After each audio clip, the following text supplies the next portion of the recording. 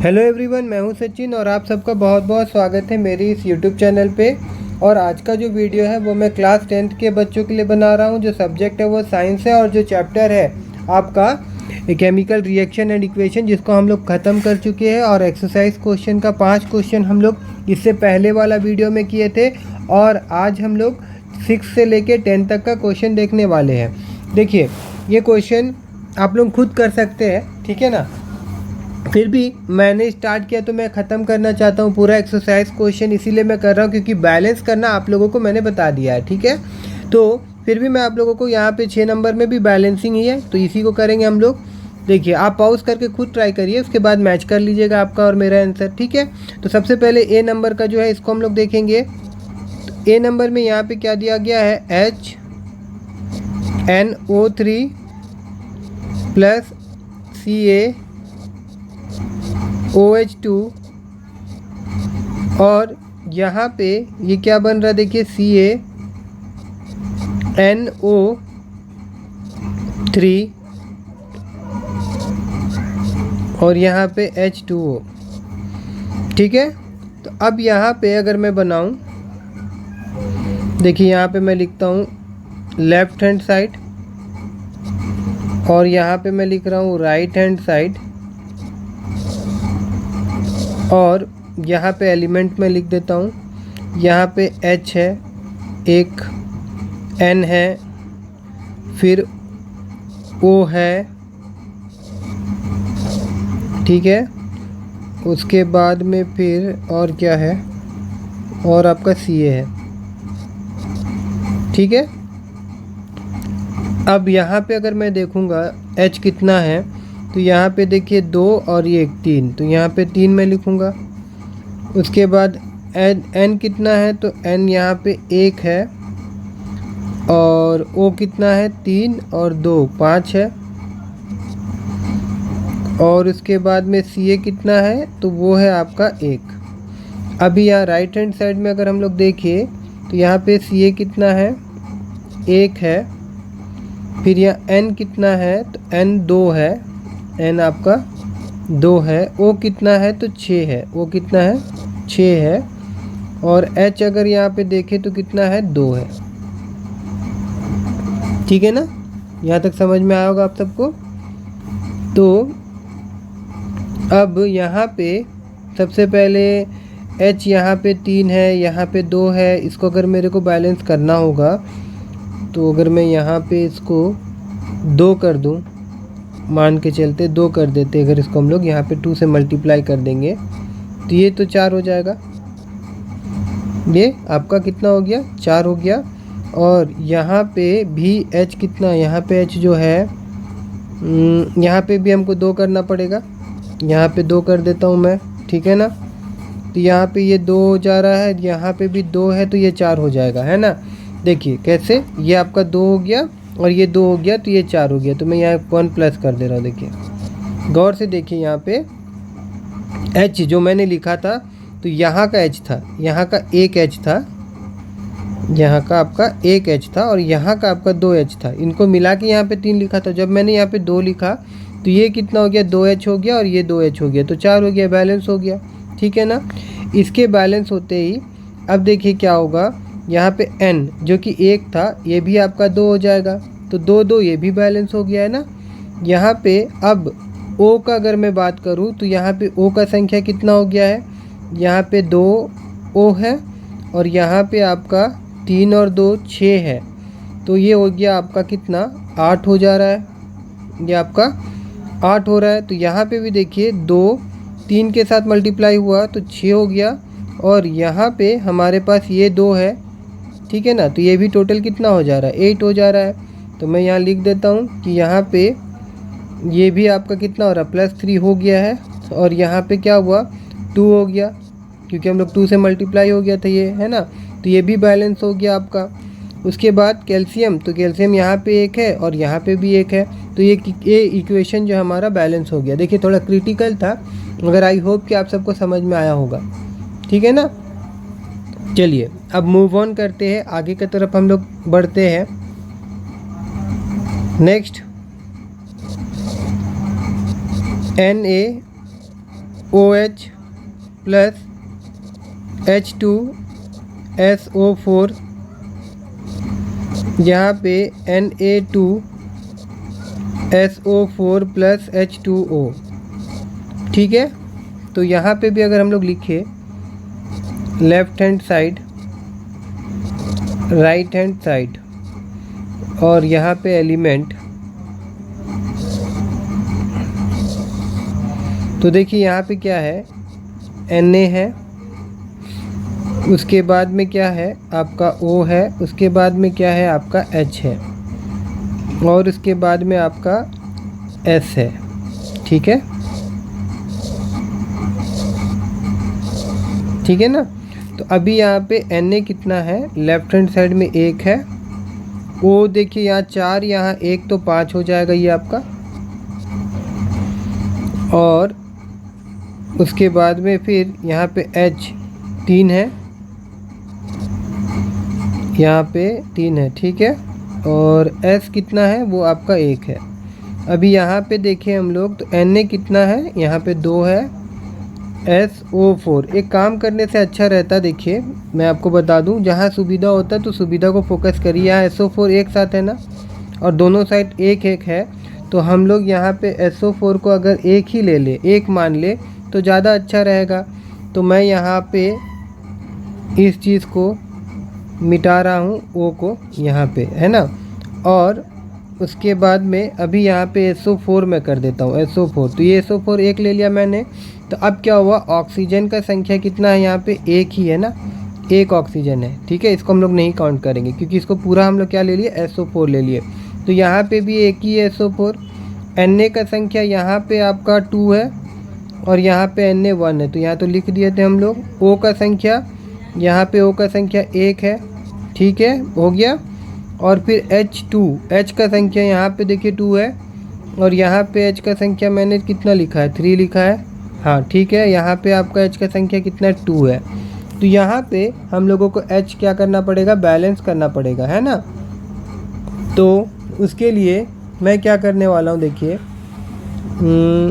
यहाँ पे Na को सबसे पहले बैलेंस करते, तो यहाँ मैं 2 कर दूँगा। तो यहाँ पे हमारे ये 2 हो गया। जैसे यहाँ पे N2 हुआ तो ये आपका H जो हो गया 2 हो गया, और A भी 2 हो गया। तो 2 कितना हो जा रहा है, ये 4 हो जा रहा। यहाँ पे देखिए हम लोग कितना लिखे थे, 3 लिखे थे, तो 3 का बदली ये क्या हो जाएगा, ये आपका 4 हो गया। अब 4 है तो बैलेंस करने के लिए यहाँ 2 मल्टीप्लाई करना पड़ेगा, तो यहाँ पे क्या आ जाएगा, 2 आ जाएगा। और ये देखिए पूरा का पूरा इक्वेशन जो है आपका बैलेंस हो गया। ठीक है ना। अब 3 नंबर का देखते हैं हम लोग, NaCl प्लस AgNO3, और ये क्या बन जाएगा आपका, AgCl प्लस NaNO3। तो यहाँ पे भी एक चीज़ गौर करिएगा, सबसे पहले मैं बता दूँ, यहाँ पे देखिए NO3 को 1 पकड़ लीजिए, सुविधा होगा। ठीक है, अब मैं यहाँ पे लिख रहा हूँ एलिमेंट, तो पहले यहाँ लिख देता हूँ मैं आपका लेफ़्ट हैंड साइड और आपका राइट हैंड साइड, और यहाँ पे सबसे पहले मैं Na लेता हूँ। तो Na यहाँ पे कितना है, 1 है, और यहाँ पे भी आपका 1 है। उसके बाद में Cl अगर मैं लूँ तो Cl यहाँ पे 1 है, और यहाँ पे भी Cl 1 है। उसके बाद मैं यहाँ पे Ag लूँ तो Ag यहाँ पे भी 1 है, और यहाँ पे भी आपका 1 है। और उसके बाद में यहाँ पे NO3 अगर मैं लूँ तो यहाँ पे भी NO3 1 है, और यहाँ पे भी NO3 1 है। ठीक है ना, यहाँ पे NO3 आपका 1 है, यहाँ पे भी NO3 1 है। तो इससे क्या साबित होता है कि ये इक्वेशन जो है ये आपका पहले से ही बैलेंस है, इसको कुछ करने का ज़रूरत ही नहीं हम लोग को। ठीक है, अब हम लोग डी नंबर का देखेंगे। डी नंबर, तो डी नंबर में क्या दिया हुआ है, BaCl2 प्लस H2SO4। तो ये हो जाएगा आपका Ba, यहाँ पे दिया हुआ BaSO4 प्लस HCl, है ना। तो अब देखिए फिर से अगर मैं उसी प्रकार से लिखूँ, right hand side, left hand side और राइट हैंड साइड, और उसके बाद में एलिमेंट्स, यहाँ पे अगर हम लोग Ba लिखेंगे तो देखिए यहाँ पे Ba कितना है, 1 है, यहाँ पे भी 1 है। फिर यहाँ पे अगर Cl में लिखूँ तो 2 है, यहाँ पे Cl 1 है, और उसके बाद यहाँ पे आपका H2 है और यहाँ पे H1 है। उसके बाद देखिए यहाँ पे SO4 को हम लोग गोटा रखेंगे, ठीक है ना। तो यहाँ पे SO4 1 है और यहाँ पे भी 1 है। तो बैलेंस करना हमको H और Cl को बैलेंस करना पड़ेगा ना यहाँ पे। तो अगर यहाँ पे मैं 2 लिख दूँ तो यहाँ पे आपका 2 आ जाएगा, यहाँ जगह नहीं हो रहा, एक बार मैं मिटा देता हूँ इसको। और देखिए यहाँ पे 2HCl हो जाएगा। तो ये 2HCl हुआ, जैसे यहाँ मैंने 2HCl हुआ तो Cl में भी 2 मल्टीप्लाई हो गया ना भाई। तो देखिए ये ऑलरेडी क्या हो जा रहा है, बैलेंस हो गया, यहाँ पे भी 2, यहाँ पे भी 2। तो आई होप कि ये बैलेंसिंग आप सबको समझ में आओगा। तो अब हम लोग मूव करते हैं 7 क्वेश्चन में। तो इसमें भी हम लोग को बैलेंस ही करना है ना। क्या दिया हुआ, right the balance chemical equation for the following reaction, ठीक है। तो कैल्शियम हाइड्रोक्साइड, तो कैल्शियम हाइड्रोक्साइड क्या होता है भाई, कैल्शियम ए नंबर का देखिए, कैल्शियम हाइड्रोक्साइड, ये इसका केमिकल हो गया फॉर्मूला। और ये किससे रिएक्ट हो रहा है, आप सबको पता ही होगा कि कैल्शियम हाइड्रोक्साइड जब कार्बन डाइऑक्साइड के साथ रिएक्ट होता है तो कैल्शियम कार्बोनेट फॉर्म होता है ना, पढ़े हम लोग, ठीक है ना। वाइट वॉशिंग वाला देखिएगा, आपका पैराग्राफ भी है।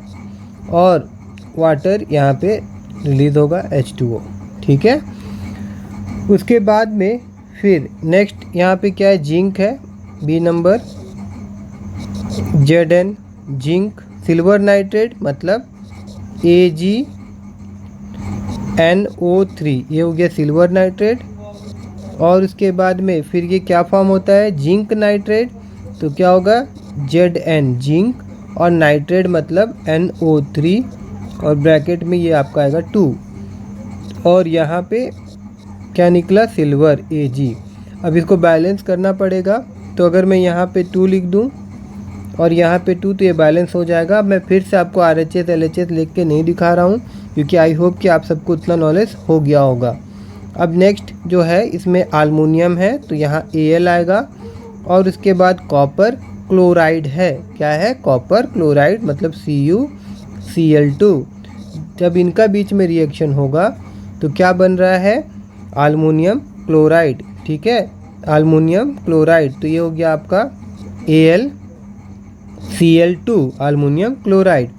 और कॉपर क्या हो रहा है, ये आपका अलग हो जा रहा है, ये हो गया डिस्प्लेसमेंट रिएक्शन, है ना। अब इसको बैलेंस करने का आवश्यकता पड़ेगा। तो यहाँ पे आपका 2 हो जाएगा, यहाँ पे आपका 3 हो जाएगा, यहाँ पे आपका 2 हो जाएगा, ठीक है। और 1 मिनट, यहाँ पे मैंने हल्का सा मिस्टेक फिर से किया, ये 3 है, और यहाँ पे आपका ये 3 हो जाएगा, ठीक है। उसके बाद फिर डी नंबर में क्या बोला है, बेरियम क्लोराइड, तो बेरियम क्लोराइड का क्या होगा, BaCl2। और उसके बाद बोला गया पोटासियम सल्फेट, तो ये हो जाएगा पोटासियम K2, और यहाँ पे SO4 पोटासियम सल्फेट। और क्या मिलेगा हम लोग को यहाँ पे, बेरियम सल्फेट, तो बेरियम सल्फेट BaSO4। और उसके बाद में यहाँ पे क्या मिल रहा है हम लोगों को, पोटासियम क्लोराइड मतलब KCl। अब इसको बैलेंस करना होगा, यहाँ पे 2 लिखना पड़ेगा हम लोगों को, तो ये बैलेंस हो जाएगा, ये बैलेंस हो गया, ठीक है। अब देखिए मूव ऑन, तो हम लोग कौन सा क्वेश्चन में, क्वेश्चन नंबर 8 में आ जाते हैं। तो भाई इसमें भी देखिए क्या बोला गया है, right the balance chemical equation for the following and identify the type of reaction. इसमें ये चीज़ अलग है कि हम लोगों को टाइप ऑफ रिएक्शन बताना है ईच ऑफ द केस में। तो सबसे पहले ए नंबर में पोटासियम ब्रोमाइड है, पोटासियम ब्रोमाइड मतलब KBr, और ये रिएक्ट किससे कर रहा है, बेरियम आयोडाइड के साथ मतलब BaI2। और उसके बाद में क्या मिल रहा है हम लोगों को, पोटासियम आयोडाइड, तो ये हो जाएगा आपका पोटासियम मतलब कि K, पोटासियम आयोडाइड मतलब आपका Ki। और उसके बाद में फिर यहाँ पे बेरियम ब्रोमाइड, तो बेरियम ब्रोमाइड मतलब Br2, ये हो गया ब्रीमियम ब्रोमाइड। ठीक है, अब इसको बैलेंस का आवश्यकता है तो यहाँ पे 2 आएगा और यहाँ पे आपका 2 आएगा, तो ये बैलेंस हो जाएगा। और यहाँ पे देखिए हो क्या रहा है, तो मैं यहाँ पे आपको दिखाता हूँ। देखिए अगर यहाँ से ये ब्रेक डाउन होता है और यहाँ से ये ब्रेक डाउन होता है तो ये आपका कैटायंस, ये आपका एनायंस, ये आपका कैटायंस, ये आपका एनायंस है ना। तो यह होगा, ये आपका पॉजिटिव नेगेटिव के साथ अट्रैक्ट होगा। जैसे ये पोटासियम इसके साथ में, तो ये बन गया, और ये इसके साथ में और ये बन गया। तो यहाँ पे क्या हुआ है, डबल डिस्प्लेसमेंट रिएक्शन। क्या हो रहा है, डबल डिस्प्लेसमेंट रिएक्शन। तो यहाँ टाइप ऑफ रिएक्शन में मैं लिख देता हूँ डबल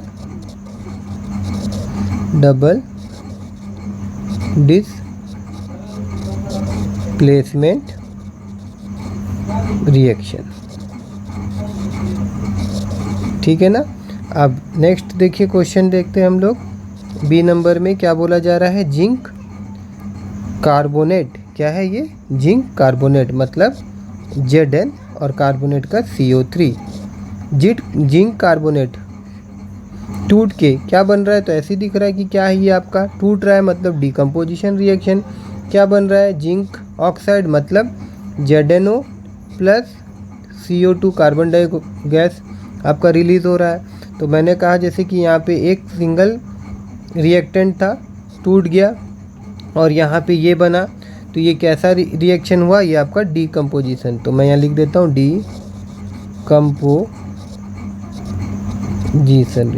डीकम्पोजिशन रिएक्शन। ठीक है, उसके बाद में फिर आगे अगर हम लोग जाएंगे सी नंबर में, तो यहाँ पे हाइड्रोजन है, तो हाइड्रोजन का H2, क्लोरीन का Cl2। अब ये दोनों मिल के क्या बन जा रहा है, HCl बन रहा है। ठीक है ना, बैलेंस करना है तो यहाँ पे 2 हो जाएगा बस। अब देखिए यहाँ पे दिख रहा है कि 2 रिएक्टेंट मिलके कॉम्बाइंड होके एक न्यू सब्सटेंस बना रहे हैं, तो ये कॉम्बिनेशन रिएक्शन हो रहा है। ये कौन सा रिएक्शन हो रहा है, ये आपका कॉम्बिनेशन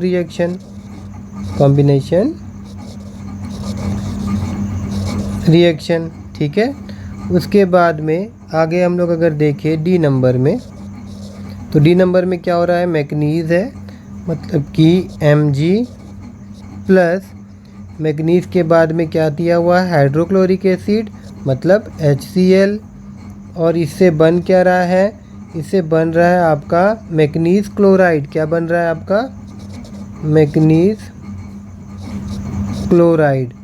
ठीक है, और यहाँ पे हाइड्रोजन गैस रिलीज़ हो रहा है। ठीक है, तो यहाँ पे देखिए क्या हो रहा है, ये मैग्नीज जो है हाइड्रोजन को क्या कर रहा है, डिस्प्लेस कर दे रहा है और ख़ुद उसका जगह ले रहा है। इसका मतलब ये है कि मैग्नीज जो है मोर रिएक्टिव देन हाइड्रोजन है। ठीक है ना। तो यहाँ पे हम लोग जानते हैं कि जब कोई मोर रिएक्टिव लेस रिएक्टिव को डिस्प्लेस करता है तो ऐसा रिएक्शन को हम लोग क्या बोलते हैं, डिस्प्लेसमेंट रिएक्शन बोलते हैं ना। मगर यहाँ पे बैलेंसिंग का हो सकता है, तो यहाँ 2 आएगा, यहाँ बैलेंस कर देता हूँ और यहाँ पे मैं लिख देता हूँ कि it is a displacement reaction. ठीक है ना। तो ये भी क्वेश्चन हो गया हम लोग का। अब आगे हम लोग बढ़ते हैं। देखिए यहाँ मैंने पहले से लिखा है, और अगर आप कंटिन्यू मेरा वीडियो देख रहे हैं तो आपको एक्सोथर्मिक और इंडोथर्मिक रिएक्शन क्या होता है मालूम है।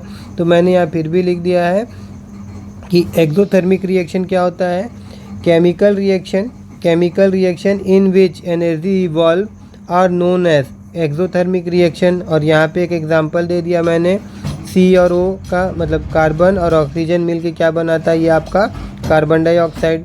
आपका बुक में बहुत सारा एग्जांपल है एक्सोथर्मिक का, और हम लोग डिस्कस भी किए, तो आप कोई सा भी एग्जांपल लिख सकते हैं। और इंडोथर्मिक रिएक्शन में क्या होता है भैया, इंडोथर्मिक रिएक्शन में क्या होता है, chemical reaction in which energy is absorb all called endothermic reaction. ठीक है, जैसे कि यहाँ नाइट्रोजन ऑक्सीजन है, यहाँ पे क्या बन जा रहा है आपका NO बन रहा है, नाइट्रोजन ऑक्साइड। ठीक है ना।